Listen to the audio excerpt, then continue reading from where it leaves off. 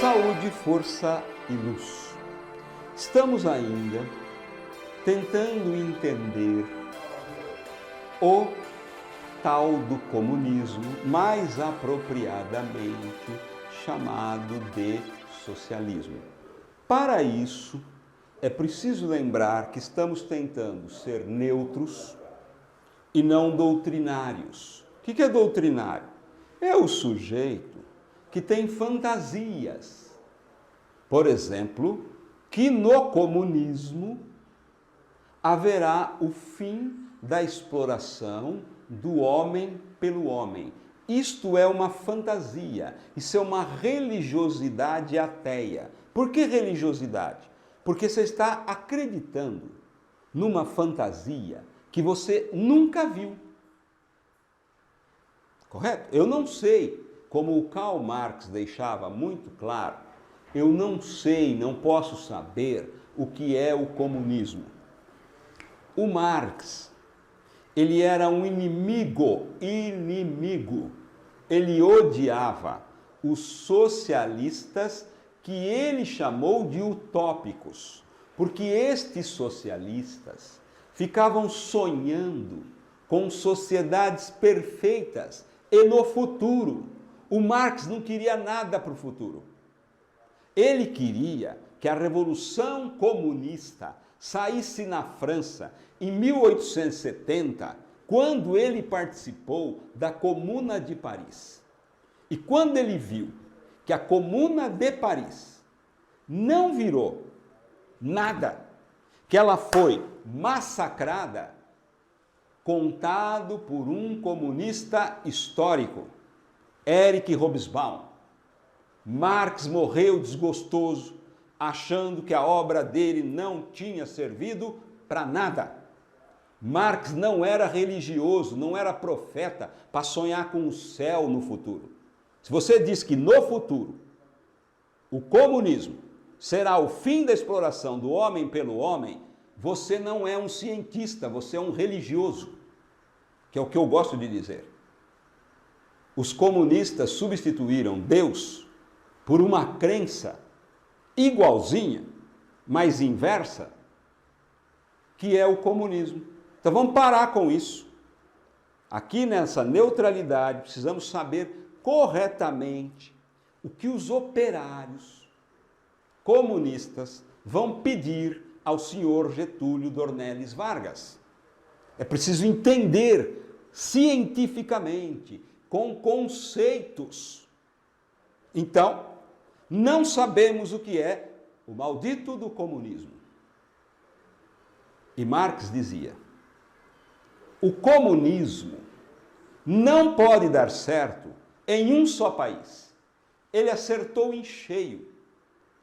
Para que o comunismo dê certo, e é por isso que ele criou o Manifesto do Partido Comunista, livro fácil, que qualquer um é capaz de ler.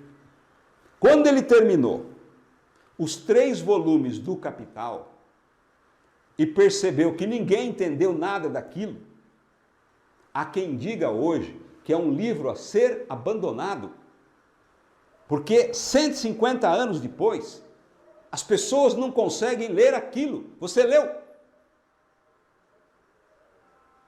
Então você não sabe do que você está falando. Se você não leu o Capital, você não sabe do que você está falando. Você está numa crença. Então, ele deixa muito claro no Manifesto do Partido Comunista. Cada país tem que ter um partido comunista. E esse partido comunista tem que seguir as regras de como levar o seu país para o comunismo. Por isso que esse partido será um negócio aterrorizante para a burguesia. O Partido Comunista Chinês, o Partido Comunista Italiano, o Partido Comunista Francês, o Partido Comunista Brasileiro, o Partido Comunista Cubano. Então, o comunismo só dá certo se ele for permanente, aí entra o Trotsky, e se ele for mundial. Por quê? Porque é evidente no socialismo que existiu e que é a passagem para o comunismo, haverá sim a exploração do homem pelo homem, que é o que o Marx chama de mais-valia. Eu não vou discutir o que é mais-valia, até porque todo mundo fala essa palavra sem saber o que é. O Marx colocou no primeiro volume, tentou discutir no segundo volume e abandonou no terceiro volume do Capital, porque ele não conseguiu provar o que todo Zé Mané fala por aí, que é mais-valia. Mas vamos usar a expressão marxiana, mais-valia. Então, no sistema capitalista, a exploração da mais-valia fica com o capitalista. No socialismo, que é a passagem, vou repetir, para o comunismo, e o comunismo eu não sei o que é, a mais-valia será explorada pelo Estado, como fez o Tatá, o Joseph Vissarionovich Djugatilev, cujo apelido era Stalin, de tanto homem de ferro, de tanto que ele fugiu da cadeia. Então veja,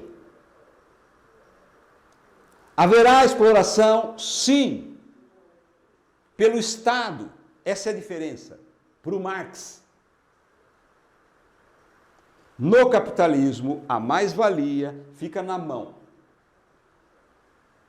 dos donos dos meios de produção e a força de trabalho, fui extremamente comunista agora, hein? E a força de trabalho dá a mais-valia, que ele vai chamar de capital. Capital é o quê? Trabalhador produzindo mercadorias. Capital para o Marx não é dinheiro. O sistema chama-se capitalista porque a produção da mais-valia é que é o capital, e não dinheiro. Mais-valia não é dinheiro. Quando a mercadoria está pronta e ainda não foi vendida, está lá no estoque, já houve, segundo Marx, se você não entende isso, vai estudar, já houve a exploração da mais-valia. No socialismo, a exploração da mais-valia vai ficar com o Estado, que deverá devolvê-la para o trabalhador, sob a forma de educação, saúde e lazer. E nem isso os países socialistas conseguiram dar. Obrigado.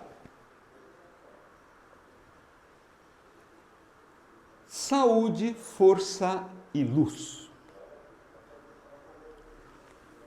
Nesse bojo, um rapaz chamado Vladimir Ilich Ulyanov, cujo apelido é Lenin, nome que ele pegou de um rio da Rússia. O Lenin, muito inteligentemente, lendo a obra do Karl Marx, lá na Alemanha, onde ele estava foragido dos czares, ele, Trotsky, Rosa de Luxemburgo, Kameniev, Zameniev, escondidos na Alemanha, ele sabia o comunismo não dá certo em um só país. Mas a Primeira Grande Guerra arrasou com a Rússia, que já era um país de sexto mundo. E o sonho da população era sair da guerra. Então Lenin bolou um slogan, e todos os líderes bolam um slogan: terra, pão e paz. Terra, reforma agrária. Pão, não haverá mais fome. Paz, e aí que ele ganhou o pessoal, que lutou pelo socialismo sem saber o que era. Eu vou tirar a Rússia da guerra. E depois Trotsky o nome verdadeiro dele é Liovan Bronstein, tirou a Rússia da guerra, entregou quase 10% do território russo para os alemães e conseguiram manter a revolução comunista. Então, Lenin queria o que da vida dele? Um sacrifício da sua amada Rússia. Que sacrifício! Não vai dar certo. Não tem nada para distribuir na Rússia. É preciso que a Rússia seja o quartel-general do comunismo, entenda, Lenin e depois Stalin. A Rússia é o quartel-general do comunismo, de onde, por meio das famosas internacionais comunistas, reuniões de todos os comunistas do mundo na Rússia, e ali se discute qual é o caminho para levar o Brasil para o comunismo, ou melhor dizendo, mais corretamente, para o socialismo. Como fazê-lo? Quais são as condições objetivas? E aí entrará daqui a pouco o Prestes, que diz para o Stalin, erradamente, que o Brasil estava pronto para uma revolução comunista, e aí então a União Soviética manda os seus melhores soldados para uma revolução comunista no Brasil, que nós sabemos não deu certo. E nem poderia dar certo porque parecia uma brincadeira. Então, o que o Lenin queria era a Rússia como propagadora do comunismo, depois far-se-ia uma revolução comunista. Na Alemanha, aí daria certo, segundo Lenin, país rico tem o que distribuir. O exemplo da Alemanha levaria a Europa ao comunismo, e aí então o comunismo seria espalhado pelo mundo, posto que, como já foi dito, o sistema capitalista é produtor de tecnologia, e a União Soviética nunca conseguiu produzir tecnologia, a não ser aeroespacial e militar. Fora disso, não tínhamos telefones que prestassem e que dessem para toda a sociedade. Aliás, não tinha pão na União Soviética. As pessoas passavam fome e comiam uma ração. Obrigado.